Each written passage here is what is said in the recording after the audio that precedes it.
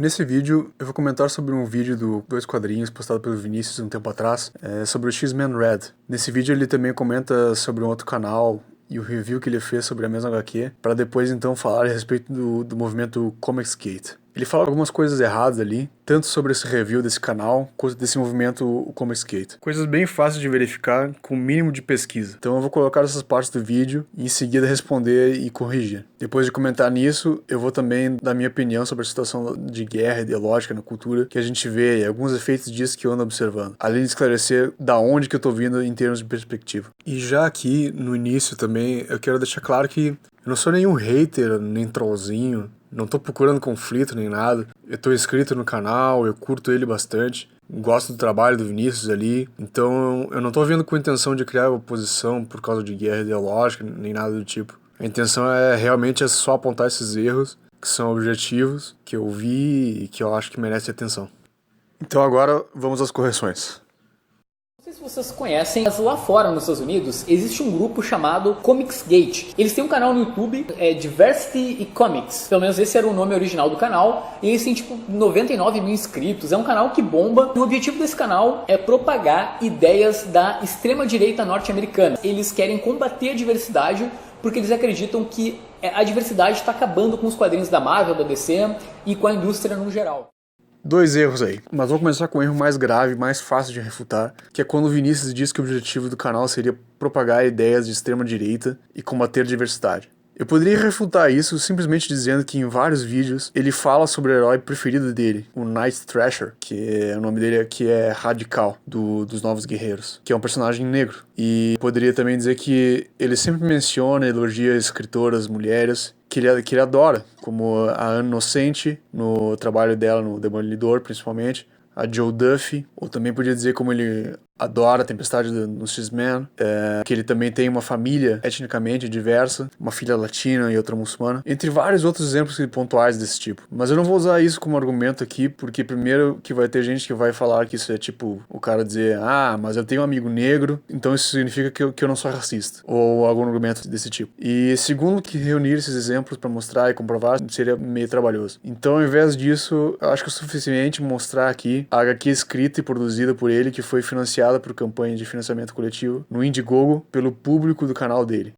Esse é o Jawbreakers. O Jawbreakers é um grupo de ex-heróis mercenários. Esse aqui é o Silkworm. Ele é um cara de origem filipina. Ele é miscigenado. Esse aqui é o Cuffs, e como dá pra sacar pelo visual, ele é meio que um Luke Cage do grupo. Esse é o Devil Dog, ele é gay. Esse aqui é o Knife Hand, ele é surdo. E na história também aparece depois a Sashi, que virou uma das personagens preferidas do público nos previews que estavam mostrando na campanha. E aí, por causa disso, o cara acabou fazendo alterações no roteiro para aumentar a participação dela na história. Então, o que eu tô tentando mostrar aí é que essa afirmação de que esse canal e esse movimento seja contra a diversidade simplesmente não faz sentido. Por que um grupo de ódio contra a diversidade perderia tempo e dinheiro produzindo e financiando uma HQ com diversidade? Ou seja, só nessa primeira afirmação de introdução e definição, a gente já tem um erro gritante aí. Claramente mostra que o Vinícius não fez pesquisa nenhuma sobre o assunto e que ele só leu algum texto de alguém e não procurou ir na fonte verificar o que estava sendo dito. Ele próprio introduz o canal desse cara, do Diversity in Comics, como sendo a cabeça desse movimento que seria contra a diversidade. Então, de novo, se o que ele tá falando é verdade, qual é o sentido desse cara, com o apoio de todo mundo,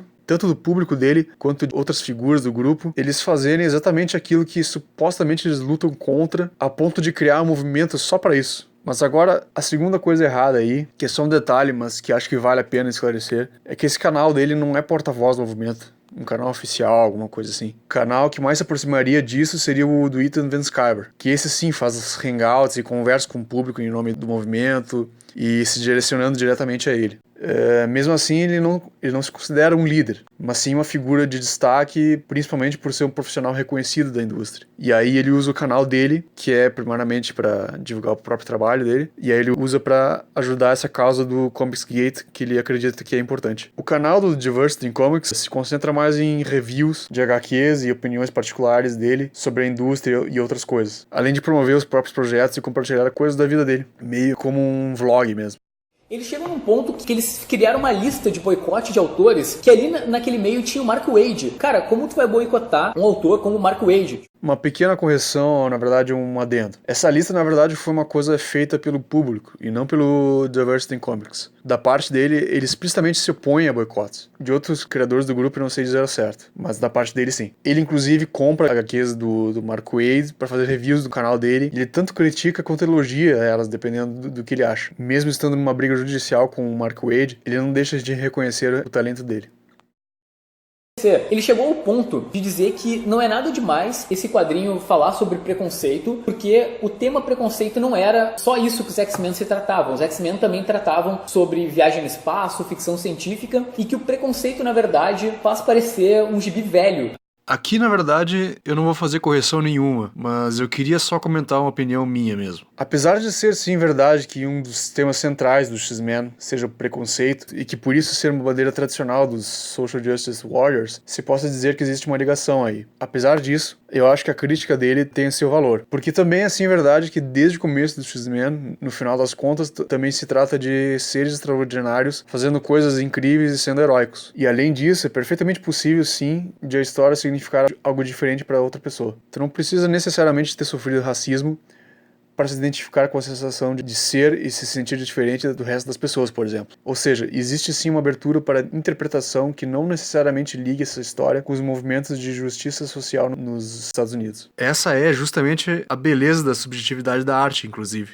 Várias vezes esses caras, eles agem de má fé e usam de uma desonestidade intelectual. Eu vou dar um exemplo. Aqui na última edição da HQ, a Cassandra Nova, ela resolve manipular um país. Ela vai até a Varsóvia, que é a capital da Polônia, e ela manipula o presidente para que os mutantes sejam odiados na Polônia, né? Tipo, ele cria uma lei que basicamente os mutantes não são muito queridos lá naquele local. E aí os X-Men chegam e intercedem, né? Eles ficam bem no meio entre os militares, né? Eles mandam tipo o exército inteiro caçar os mutantes. Segundo o vídeo lá da galera do Comics Gate, basicamente a Jean era na verdade a vilã dessa história, porque o exército ele estava bem intencionado, ele apenas queria capturar os mutantes. Pensa que o que acontece com uma raça que não é benquista num país e está sendo presa, né? Vamos pensar o que aconteceu, por exemplo, com os judeus na Alemanha. Aqui é irônico, porque o Vinícius fala sobre desonestidade intelectual. Mas se tu olhar o vídeo original, o que ele fala de fato no vídeo, dá pra argumentar que a desonestidade intelectual tá vindo do Vinícius. Mas, particularmente, eu acho que foi mais um caso de falta de atenção, talvez causado por diferença ideológica, causando uma má vontade em prestar atenção pra esses detalhes mais sutis, mas que são importantes. Mas então, esclarecendo, o que ele fala no vídeo original é que, primeiro, ele aponta um erro da narrativa, porque no momento teria sido sugerido que esses mutantes, sendo abordados pelo exército, eles são na verdade imigrantes tentando entrar na Polônia. E aí, em outro momento, a narrativa sugere que eles seriam poloneses, sendo perseguidos e presos pelo próprio exército. Ele menciona essa discrepância bem especificamente no vídeo, porque primeiro não faria sentido prender os imigrantes se a ideia é não deixar eles entrarem no país em primeiro lugar, já que a ideia seria proteger as fronteiras do país e não deixar eles entrarem. Já no segundo caso, se fosse realmente isso do exército perseguindo mutantes poloneses, daí seria um escândalo internacional. Ele claramente no vídeo sugere que isso seria uma coisa monstruosa e ruim, uma coisa absurda, condenável. Então, ao contrário do que o Vinícius sugeriu ali, não é uma coisa tão simples quanto dizer que o cara apoia os militares a qualquer custo, ou que ele tá defendendo a perseguição de mutantes e autoritarismo em geral. Tentar caracterizar como se fosse isso é, no mínimo, equivocado. E aí pode entrar uma questão de diferença ideológica também. Alguns podem ver tanto um caso quanto o outro como sendo igualmente monstruosos, enquanto outros consideram que é normal um país proteger as suas fronteiras. E aí é com essa interpretação que o Diversity in Comics faz a crítica à atitude da Jean e dos X-Men em interferir nessa situação, e de que eles seriam os vilões. Eu acho que é curioso notar que o Tom Taylor, talvez esteja intencionalmente tentando deixar essa caracterização confusa, propositalmente, justamente para defender a ideia de que existe uma equivalência entre as duas situações. E o Diversity in Comics aponta e critica essa confusão, que eu acho uma crítica justa, caso essa caracterização confusa seja real. Eu não posso dizer com certeza porque eu não cheguei a ler essa história. Agora, um esclarecimento que eu acho que é importante de fazer sobre a acusação do movimento ser de extrema-direita. Essa é uma narrativa criada, em parte, baseada numa suposta associação do Comicsgate com uma figura em especial, que é o Vox Day. Essa associação, na verdade, não existe. Eu não vou me aprofundar sobre quem ele é exatamente, quem quiser pode pesquisar a respeito mais a fundo. O que é relevante de falar sobre ele aqui é que essa pessoa, sim, é alguém que se pode dizer como sendo de extrema-direita. Ele assumidamente se considera de um segmento do movimento alt-right, que é a ala mais radical radical da direita americana. Ele se associou ao movimento que, em parte, inspirou o Comicsgate também, que foi o Gamergate, que foi um movimento de protesto no mundo dos games. O Vox Day trabalhava nesse meio dos games como game designer, e depois disso virou escritor de sci-fi e ficou conhecido por causa de polêmicas nesse meio também. Ele escreveu livros criticando os Social Justice Warriors também, criou uma editora própria de livros de sci-fi. A associação que é feita entre o Comicsgate e esse cara é porque o Ethan Van Sciver, numa stream no canal dele, conversou com o Vox Day em 2018, em janeiro de 2018. Eles conversaram a respeito de uma discordância que os dois tiveram em relação à politização na ficção. O Ethan estava argumentando contra a politização e o Vox a favor de uma politização, só que de direita. E os dois defendendo que a sua própria forma era a melhor para combater os Social Justice Warriors. Eles também conversaram sobre outros assuntos, mas especialmente sobre Social Justice Warriors. E o Ethan menciona que leu e que gosta muito desses livros do Vox Day sobre os Social Justice Warriors. Já nessa primeira conversa, ficou claro que existia essa diferença entre os dois. Mas com o tempo, também ficou claro qual era a intenção do Vox se aproximando do Ethan e tentando se aproximar do movimento Comicsgate.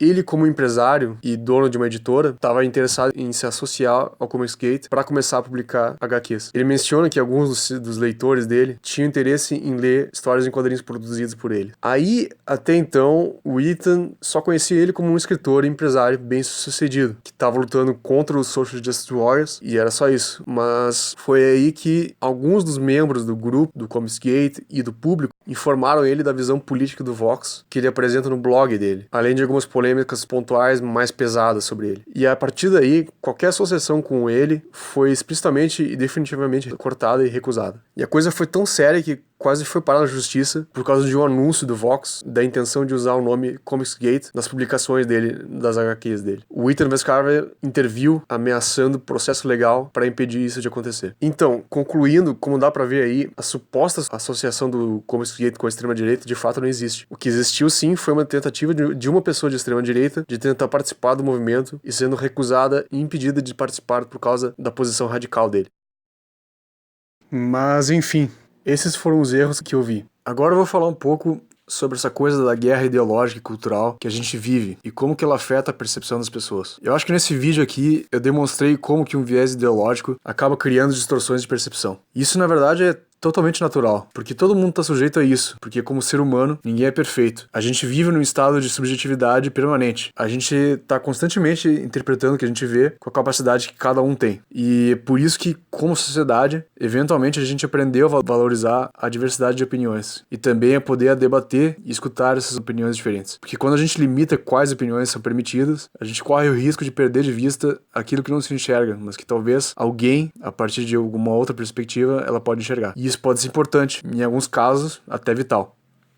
E aqui eu acho que tem um bom gancho para falar de como eu acabei me inteirando de tudo que falei aqui e qual é a minha posição sobre isso. Qual é o meu lado, afinal? Qual é a minha ideologia? Eu não vou me aprofundar no assunto aqui, mas ideologicamente me considero um voluntarista. E eu tô acostumado a ficar entre os dois lados, entre esquerda e direita, e analisar qualidades e falhas tanto num quanto no outro. Dependendo do assunto que eu esteja tratando ou da pessoa com quem eu esteja discutindo, podem acabar me considerando de direita ou de esquerda. E eu não me encaixo de forma definitiva nem num lado nem no outro. E foi por isso que eu acho que eu acabei estando mais aberto a ouvir e acompanhar o lado do pessoal do Comicsgate, assim como eu escutei o lado do pessoal dos Social Justice Warriors também, especialmente no grupo dos quadrinhos. Então foi a partir daí que eu fiquei sabendo o que eu expus aqui. Eu acompanhei os canais, o primeiro que eu conheci foi o Diversity in Comics, que me foi recomendado totalmente por acaso pelo YouTube, e aí comecei a acompanhar e depois descobri os outros, e assim fui me inteirando de tudo. Mas então é isso. Enfim, como eu falei no começo, não tenho interesse em conflito. Meu esforço aqui foi só de corrigir os erros que eu vi e de tentar ajudar. Falou!